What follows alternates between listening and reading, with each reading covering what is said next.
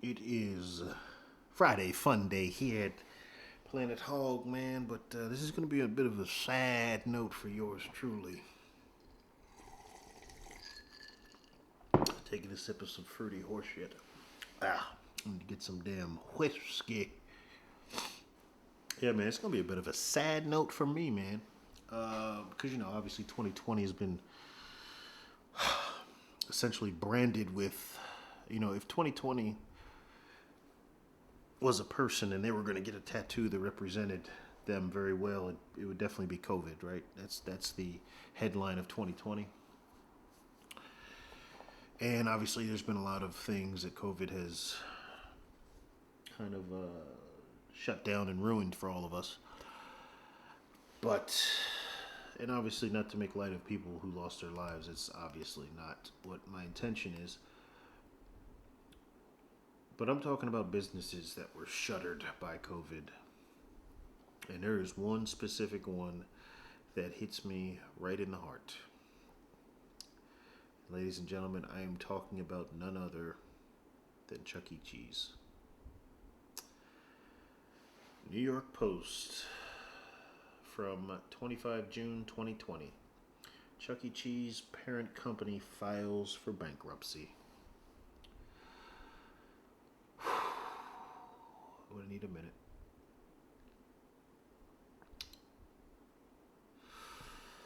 Okay.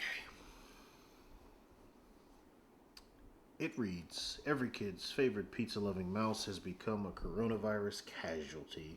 Chuck E. Cheese parent company CEC Entertainment filed for bankruptcy late Wednesday after the pandemic shuttered most of its family-friendly eateries. The restaurant and arcade chain said it will use the Chapter 11 process to restructure its debt-heavy balance sheet through talks with financial stakeholders and landlords as plots a recovery from the COVID-19 crisis. The bankruptcy, quote, will allow us to strengthen our financial structure as we recover from what has undoubtedly been the most challenging event in our company's history and get back to the business of delivering memories, entertainment, and pizzas for another 40 years and beyond. CEC CEO David McKillop said in a Thursday statement. CEC closed the dining rooms and arcades at its roughly 550 company-run Chuck E. Cheese and Peter Piper pizza venues in March as the coronavirus spread around the world.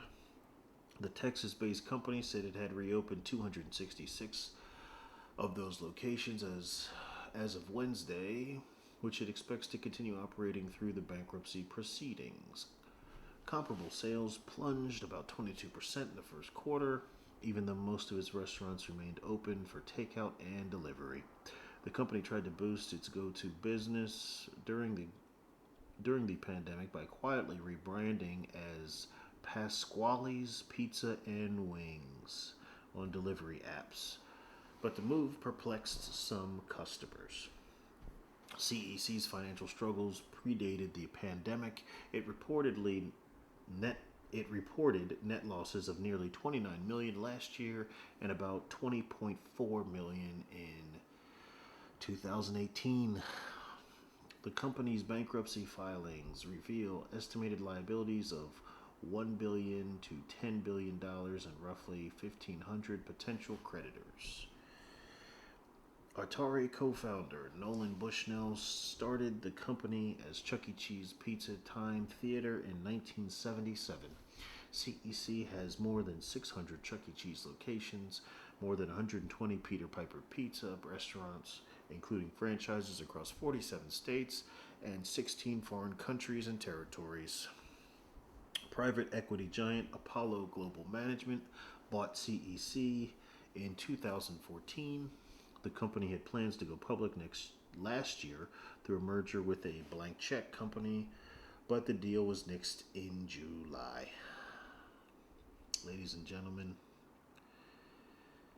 a part of my childhood is dead. And you'd have to be about my age. I'm 35.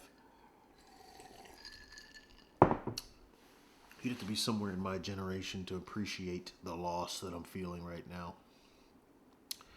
Because Chuck E. Cheese, man, that was not just a place where a kid could be a kid, as the commercial said. That was a place where you learned about life. So, being the persevering, endeavoring soul that I am, ladies and gentlemen, we are not going to eulogize Chuck E. Cheese today. Not on this Fun Day Friday. We are going to celebrate. And I have compiled just a short list for those of you who are not blessed enough to be in my generation. For those of you who are younger, inexperienced, or uninitiated with Chuck E. Cheese. I've compiled a list of the top 5 life lessons that you learn from Chuck E. Cheese. Without further ado, ladies and gentlemen, let's dive on in. Grab my pen here. You know, I can't stand when people don't put caps back on pens, or if it's a click, that really pisses me off even more, that you don't click it back. It is just supreme laziness. Anyway, my top 5 lessons that I learned from Chuck E. Cheese. Ladies and gentlemen, first and foremost, teamwork. Because in every Chuck E. Cheese, or at least when I was growing up, right? We'll preface all of this as me talking from the perspective of Chuck E. Cheese as I know it. Or as I will refer to it from now on, Chuck E. Cheese Vintage. So, teamwork, ladies and gentlemen, is one of the first lessons you learn at Chuck E. Cheese. If you're going to be anything in that place, if you're going to become a legend in that place, teamwork is something you learn. Because in every Chuck E. Cheese, you will find at least one of the following games. You will find the Simpsons game. You will find the Ninja Turtles game. Or, and my personal favorite, you will find the X-Men game. And again, if you don't know what I'm talking about, then you should scorn your parents until the day they die, because you missed out.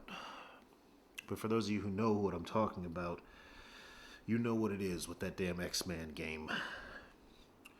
That is a game, ladies and gentlemen, where you had 4, I think 5 also. The X-Men game had 5, I think. The Simpsons had 4, Turtles had 4. You could have 4 people playing at the same time. At this point in time in the world, that was unheard of. Such technology was only reserved for a place that could understood how to wield that power. Places like Chuck E. Cheese, Exhilarama, totally tubular. But anyway, when you played that game, you understood something very quickly, very early. And if you were a veteran of that game, as I was, you understood it coming in that you can't beat that damn game by yourself. You need some damn help. So you learned how to play that game and hold it down, and simultaneously give that look and nod to other kids walking around with their handful of tokens like, hey, come help me out, bro. Come help me out. Come help me out. It's just me. They'd be like, what level are you on? And you had to keep fighting. You had to keep fighting. You couldn't break your stare from the screen. You had to watch the screen but be able to engage somebody else. Multitasking at a young age. Like, I'm on a second world. How many continues you use? None, man. I'm good. Okay. Then he'd throw a coin in. Bam. Now you got 2. And you're both going. You're both hitting it. You're both hitting it. And then another kid comes up. Come on, man. Can I play? Yeah. Get in here. Boom. Then you got 3. And before you know it, you get a little crowd. You get the groupies, the kids who already blew all their coins and their parents wouldn't give them any more. So they stood around and they watch you and they cheer you on. And some of them talk shit. But it's all good, because next thing you know, that crowd grows, and then you get another person that steps on in.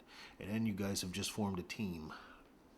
You have become the prepubescent Avengers of X-Men. And for all my X-Men aficionados out there, you understand the character of preference, right? Because in that game, you had Wolverine, of course. It's an X-Men game. Gotta have Wolverine. You had Wolverine's bitch ass in it, which all the suckers went for him, because he's the marquee guy. So everybody loved him. I couldn't stand him. Still can't. You had Cyclops. I always thought Cyclops' character was gay. I just didn't. Yeah. Just shoots a little beam out his eye. Get out of here. You had Nightcrawler. Nightcrawler was, because he had that little superpower where he would dash all over the stage and just fuck everything up. So Nightcrawler was my number 2. But then of course you had the broads, right? You had Jubilee, you had Storm, and if you were a guy, you didn't use female characters. It was a good way to get laughed at. But then you had one other character, and that was my guy. You had Colossus. And Colossus was by far the best character in that game. For one reason, ladies and gentlemen. And it's been, well, shit, it's almost been 20 years, but I think I can still do it. Hold on, let me lubricate the bearings real quick.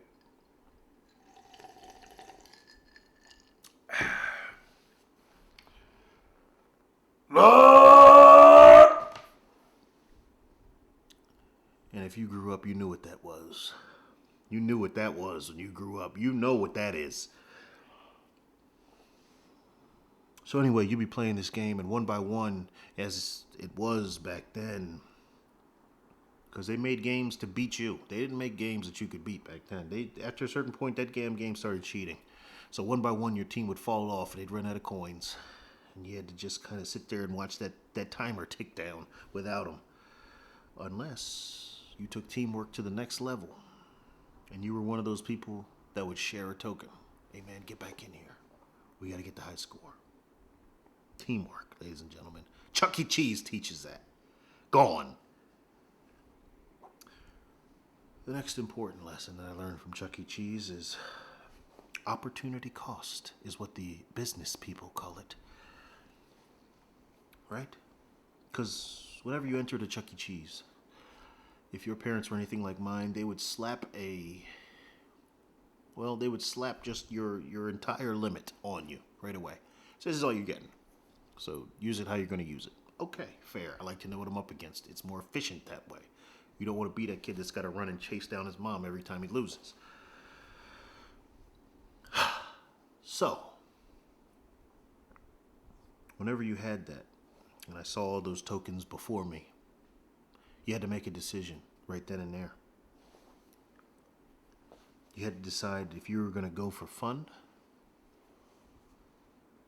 or if you were going to go for posterity. And by that I mean this. Those tokens they gave you, they went into one of two kinds of machines, right? They went into just video games, where you just, such as X-Men, where you would just play until you couldn't play anymore. Cruising USA, San Francisco Rush, things of that nature. Or you could play the ticket games. And of course, they were nowhere near as fun as the actual video games. But that was part of the opportunity cost, because you could have fun now with the video game. Or you could sacrifice a little bit of fun now for the ticket hunt. And then have an opportunity to take home something that you could enjoy longer than the video games that you would play at Chuck E. Cheese, in theory. And that was always a tough decision. It was always a tough call. You were always going to second guess halfway through, but the thing about it is you had to commit. That was the key thing. You had to commit, man. You couldn't half-ass this. You couldn't say, okay, well, I'm going to play video games, and halfway through go, oh, play ticket games. It usually didn't happen that way. It usually happened, okay, I'm going to go for the tickets. And then you get bored watching people kick ass on X-Men. And you say, all right, fuck this shit. Let me go in a couple rounds. And then next thing you know, you blow a couple, and you blow a couple more, and then you look up and you're like, well, I don't have enough to get what I want, so, So you had to learn to make a choice. And you knew that you were giving up something with whichever choice you made. Me, I invented the system of alternating, but I found a hack. I'm not going to lie to you, I found a hack that served me well. And it was that damn Storm Chaser game. That was my go-to. And for those of you who do not know, it was a game that was shaped like a giant snow globe. And the game was played wholly on the perimeter. There'd be a perimeter with a light that just sprinted around the outside in a circle. And each station, there were 4 stations, about equidistantly proportioned. And each station had 2 archways, right? Because, let me try to paint the picture here. So you had the game. It was like a globe. It was a giant circle. And then on the outside, you had just light bulbs running around like a track. Almost like a track. Just a track of light bulbs. And that light would hit every one of those light bulbs in the circle, almost like it was just running laps around endlessly. And you had to catch that light in between the archways right in front of you. And you won a metric ass ton of tickets if you were able to do it. I've successfully done it, I think, 3 times in my lifetime. 3 times. But even if you didn't get it, because most people didn't, you still got a lot of tickets playing that game. So the scheme was, I'd blow most of my stack there.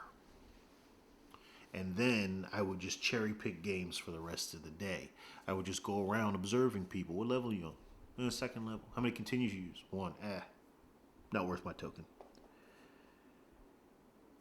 But you learned how to make opportunity cost decisions. Gone. Third point, ladies and gentlemen, third life lesson you learned from Chuck E. Cheese was goal setting. And this piggybacks off the second one. Because if you decided to go for the tickets, the very next thing you had to ask yourself, you walked up to that little display window there, it was like a counter, and then he had all the stuff behind. All the cheap shit was inside the little glass case. But the high rollers, you looked at that back shelf. You looked up on that shelf. That's where the big ticket items were. Your Nerf apparel. So you had to pick a target. You had to be like, okay, what can I get realistically? And you set that goal. And you say, okay, if I want that goddamn Nerf bazooka gun, it's going to cost me 900 tickets. I can do this. If I hit Storm Chaser a couple times, okay, I can't play Turtles. I can't play X-Men. If I just stick to the course, I can get it. And I'm not going to lie to you, I never did. Never did. Could never hold myself through all the way. And now I've lost that opportunity forever. Goal setting, gone. Ladies and gentlemen, number 4, and perhaps an understated boon to Chuck E. Cheese for younger children, is the appreciation and early introduction to the fine arts and international cuisine. And you're thinking, fine arts? Yes, because every Chuck E. Cheese, especially if there was a birthday, the characters would come out and they'd do their little song and dance, and then eventually some of them got the little mechanical ones that I didn't even know were mechanical for most of my life. And let's not forget the international cuisine, Chuck E. Cheese pizza. Chuck E. Cheese pizza, as I recall it, was the best pizza I ever had as a kid. I enjoyed it very much, the sausage pizza. And the appreciation for the fine arts, because again, you had the little light show with the characters on the stage where they would sing and play their little fake instruments. But then you also had Chucky, who would periodically walk around. Now, as an adult, I find it completely alarming and creepy. That another strange adult in a suit, who I do not know, don't know their background, don't know anything about them, is just mingling with children. Yes, that is alarming. But I'm taking you back to a much simpler time. You had this person who is essentially a professional mime. Because they don't make sounds, they just communicate with their hands. And you appreciate him, because you can actually have a conversation where the person in that suit, he or she, they don't make a sound. It's all communicated with their hands. So you understand, you learn miming at a young age. You learn how to read nonverbal communication. You appreciate the performing arts in a way that your father is not alarmed by. Okay. That is now gone forever. And ladies and gentlemen, 5th and perhaps most important, I won't say most important. They're all important in their own way, but number 5, another life lesson you learned from Chuck E. Cheese: conflict resolution. I can't begin to tell you the horrors, the mayhem, the utter chaos that goes on in that damn jungle gym and ball pit. I can't begin to tell you the things that I've smelled, the things I've stepped in, the fights that I've seen, the amount of wrestling moves I've seen performed on people. That was my first time ever seeing someone get suplexed in real life. It was in a Chuck E. Cheese ball pit. Conflict resolution. Because when you depart from your parents and you say you're going to the ball pit, it's all smiles. Okay, I'm going to the ball pit. Okay, have fun. But that smile quickly fades away as you get closer to that ball pit because you understand it's real. Where you're going is real. And you don't want to be that little kid that walks up smiling because you're going to guarantee that someone gets in front of you, wedges you, and farts in your face when you're in the tube. I've done that to many people, and I'm not ashamed. It made them better people, I like to think. But when you get in that tube, and it's hot and it's stinky, and you smell the smelly socks of the kid in front of you as you're crawling through in dangerously close proximity to their ass, you're thinking 2 things. Number 1, please don't fart. And number 2,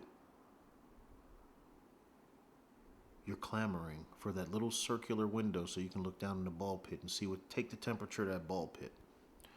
Because ball pit could be fun, could be just chilling, a bunch of kids just lounging in the ball pit, or it could be complete chaos and people are fighting, throwing balls at each other.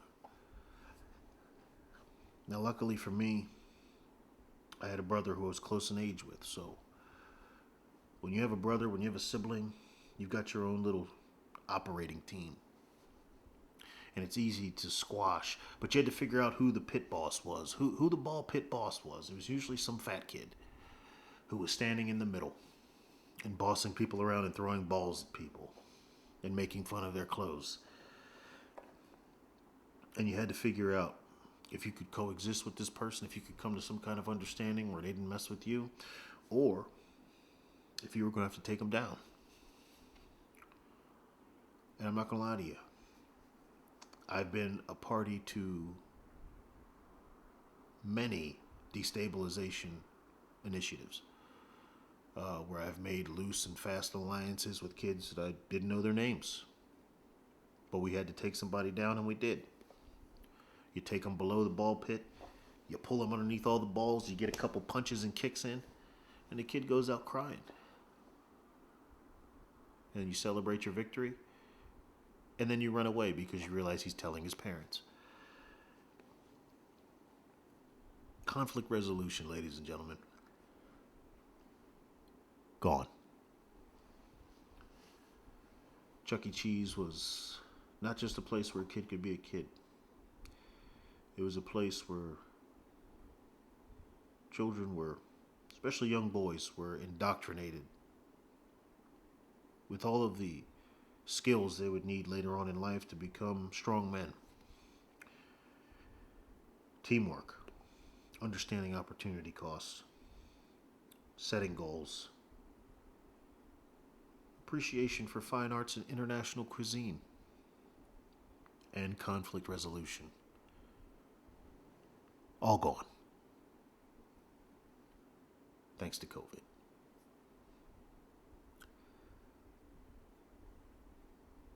I really wish there was something nice I could say to end this. Don't really know that there is. Your High Chancellor is very disappointed that Chuck E. Cheese will no longer be a part of American culture. But for those of us who have experience, those of us who are veterans of Chuck E. Cheese, it will live on forever in our hearts, in our minds, and that has to be good enough. So I am going to end this podcast today, ladies and gentlemen, on this Fun Day Friday in, well, the way that only seems most appropriate.